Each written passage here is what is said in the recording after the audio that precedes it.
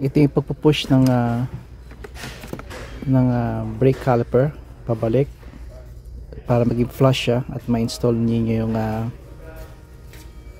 yung brake pads. Pwede ang C-clamp, pwede ang pliers, pero itong nakita ko to sabi ko ilalagay ko to sa aking mga arsenal, sa aking caddy na lalagyan ng routine ko to. Ito lang go to ko siguro. It's $10.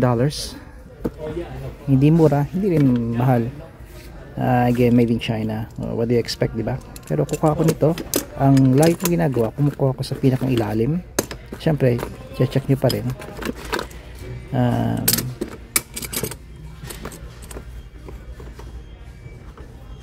You should do it.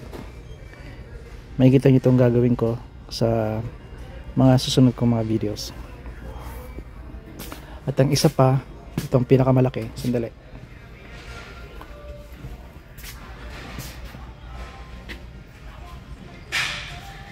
Kukuha tayo itong ball pin hammer slash isa dead blow. Malaking bagay to kapag stuck, kapag tatanggalin nyo, halimbawa ay stuck ang rotor ninyo or ano man na kailangan ninyong tirahin ng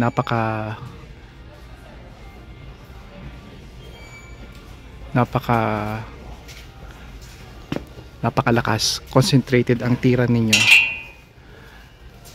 I'll show you again. Kunin natin ang pinakang malayo.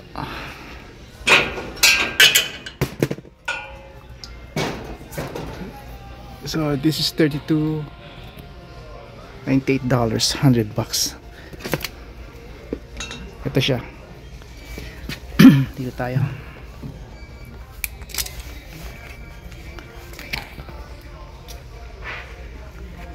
Sa Princess Auto meron ito, pero gusto ko ng Milwaukee brand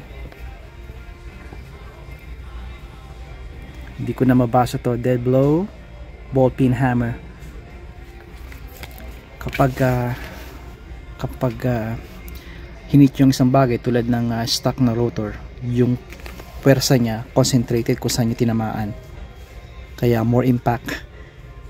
Imbis na laksan nyo talaga, ay makakatulong ito. Kung ano yung lakas ninyo, multiply that many times. Yun ang pwersa. So instead na super lakas kayo, maaaring kalahati ng lakas nyo enough na.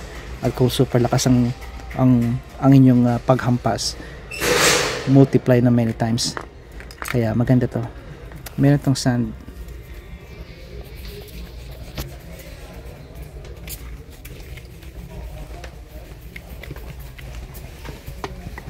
Alright, mukha na ako dito titingnan na ako. Kaibigan, ito ang kukunin ko. Again, mahigit 100 ito, pero that's fine. Kailangan ko to